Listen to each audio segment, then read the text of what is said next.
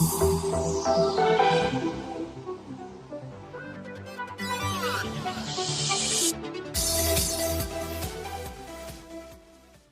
you for joining us in Finding God in the World of Video Games. And today we are recapping a huge amount of announcements from the 35th anniversary celebration, can't believe it's already been that long, of the world's most famous plumber, Mario.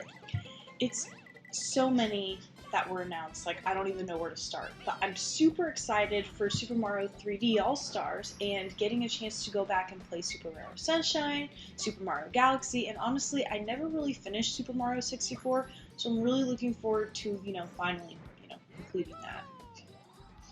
Well, we may get a chance to, though. We'll see what the baby has in mind for that. But I'm most excited for the Super Mario World 3D. We're actually getting some additional expansion to the content. It's honestly, for me, one of my favorite titles in the entire Mario franchise, because you had the cooperative nature of, the 4-player co-op that you saw in Mario Luigi on the Wii U. But you had the cat suits and everything, so it made it, you could climb vertically. For me, it was one of the deeper Mario experiences, one of my favorites. I am excited that Mario Sunshine has finally seen the light of day. A lot of people have been clamoring for that as part of the Mario 3D All-Stars collection as well. I know I would have preferred a full-on remaster, but honestly, getting these 3 games for $60 is a huge steal. Oh, absolutely. Mario Sunshine has to be considered one of the top 5 GameCube games of all time.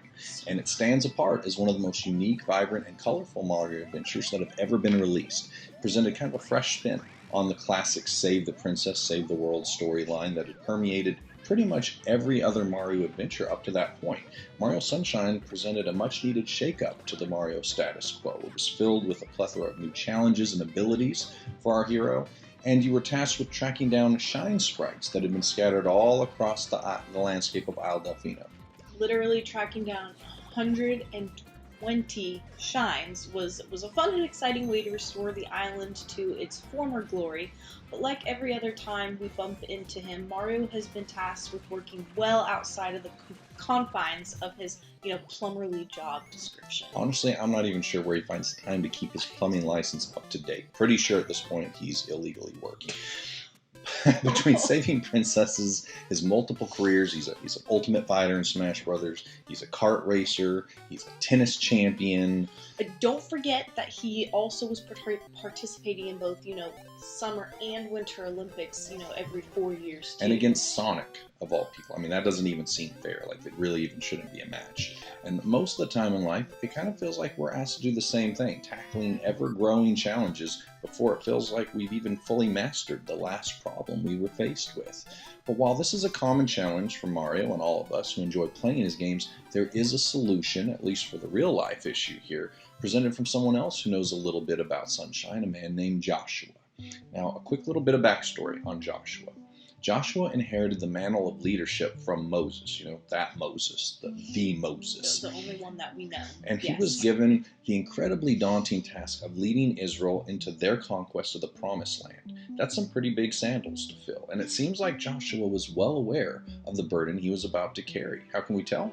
Well, maybe it's because the sheer amount of times in Joshua 1:1-9 that the Lord had to reassure Joshua to be strong and courageous with the battles he was about to face. You see it over and over and over again as God tells him, be strong, be very courageous. Have I not commanded you? Be strong and of good courage. Do not be afraid. Don't be dismayed. 3 times in just 9 verses, we find God encouraging Joshua to be strong and of good courage.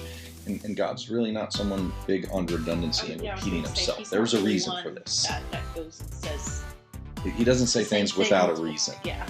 But maybe you're not convinced that Joshua had some issues in the courage department, so you can jump ahead a few more verses in Joshua chapter 1, verses 16-18, where the people, this isn't God with his infinite knowledge, this is just the people looking at their new leader Joshua, and you see the exact same thing that they say, only be strong and of good courage. When the people who are supposed to be following your lead are reminding you to be strong, it must be pretty apparent that Joshua was lacking in the support department. And to be fair, he is about to take on the challenge of a lifetime. And over the next several chapters, he's going to launch a military campaign that would make any 5-star general jealous. Now, right now, he's simply a man who has just lost his mentor, Moses. He he's been thrust into a leadership role that he wasn't necessarily asking for, and now he has both some literal and some figurative mountains to climb. The water is about to get very deep, and Joshua knows it. So how do we go from this guy to the Joshua we see later on when he, What is that supposed to... You know what, we'll just roll, that we can edit it out later. But you're right, we see a completely different man in Joshua chapter 10. The man who is about to perform one of the most extraordinary miracles recorded in the entire Bible. I feel like maybe that's where you were going with that. Yes, in Joshua obviously. chapter 10, verses 12 through 14, this is the time where Joshua literally commands the sun and the moon to stay still in heaven. Right. They don't move, so that way he can continue a battle that he was fighting. And the Bible says there's never been a day like that before or after where the Lord heard the voice of a man and made the sun and the moon stand still in this nature. That's some pretty serious sunshine powers. Joshua reached out in faith to the Lord and literally held the sun in the sky until the battle had ended and all of his enemies were vanquished. That's pretty cool. Now that sounds like someone feeling pretty strong and courageous. But before we try to figure out the difference between the Joshua we see in chapter 1 and this man that we are now looking at in chapter 10, we need to look at one more thing that occurred right after this climactic battle in Joshua chapter 10, verses 22 through 25.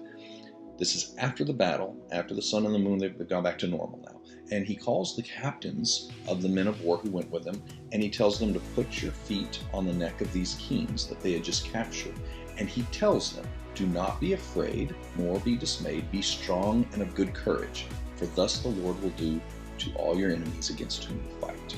Now, I hope you saw that. Joshua is preaching literally the same message he received from the Lord, only a short time earlier, telling the captains of his army to be strong and of good courage. From hearing it, to living it, to sharing it, all in a few short chapters. So what happened to this man who needed so much encouragement to mold him into now an instrument of encouragement himself? It's a secret that is also found in the New Testament from another one of the pivotal change agents in the Bible, the Apostle Paul. And we see this in 2 Corinthians chapter 1, verses 3 through 5. And I'll quote it here. God of all comfort, who comforts us in all our tribulation, that we may be able to comfort those who are in any trouble with the comfort which we ourselves are comforted by God. There it is. But let's dig into it just a little bit deeper before we wrap this up. The reason that Joshua could offer encouragement to others is because he himself was receiving it from God. He became, in essence, a conduit of comfort. He was giving what he was still in the process of receiving from the Lord. Now, we are not the comforters. We are simply those through whom the comfort of the Lord flows, and it flows through the very same tribulations, the same challenges, and the same battles that we ourselves are still in the process of facing and defeating. Joshua didn't wait until after he had fully conquered the Promised Land to provide courage to his troops. No, he didn't wait and hold off on providing insight until he was, safely in his golden years, maybe putting out a copy of his book, his memoirs, trying to make a few bucks off his life story. New York Times best-selling author Joshua will be signing copies of his book, Being Strong and of Good Courage, My Truth, at your local Books a Dozen now. They don't really have that many books there anymore. But no, he shared not only what he had been given, but what he was still receiving from the Lord each and every day to those he was in direct contact with. He allowed the strength to freely flow from the reservoir of courage that God himself was giving Joshua each and every day. And there's one very important thing to note before we wrap up. This strength and courage did not come without a prerequisite. This isn't just a free, here's your courage and strength for the day card. We do need to look at what the Lord said to Joshua in between the be strong and of good courage quotes. And in Joshua 1, 7 through 9, when he says, only be strong and very courageous, that you may observe to do according to all the law which Moses my servant commanded you. Do not turn from to the right hand or to the left, so you can prosper wherever you go. It sounds great to quote, be strong and of good courage to people, but unless we follow the meat between those two pieces of bread, there's simply no courage to possess. The fountain from which Joshua drew his strength and courage was in living a life of obedience to the Lord. He could only share that with others because he possessed it himself. His success rate was measured in a direct ratio to his obedience to the Lord and making the Lord first. And that's the application to all of us. Now, I would love to tell you I've conquered all the challenges and tribulations in my life, but I'm still actively fighting many of those battles. We're going to endure those until our final breath on this planet. But I can allow the grace that the Lord is giving me to fight these battles with His strength to flow through to you and encourage you to keep the faith. Because if He is strong enough to protect and guide me through what I'm facing, then I know He can do this for you as well. We want to encourage you today that we are called to comfort others in the midst of our storms, not just after they're over. By following the Lord in obedience, we can extend His sunshine to everyone He places in our path, making our bodies that same conduit through which strength and grace of God that we are still actively depending on can sustain others at the same time. Joshua learned through his own path of success and failures that we can only provide what we are being supplied with from the Lord. He used Joshua at the very point of his personal need to supply others with the same strength and courage that he himself could not survive without.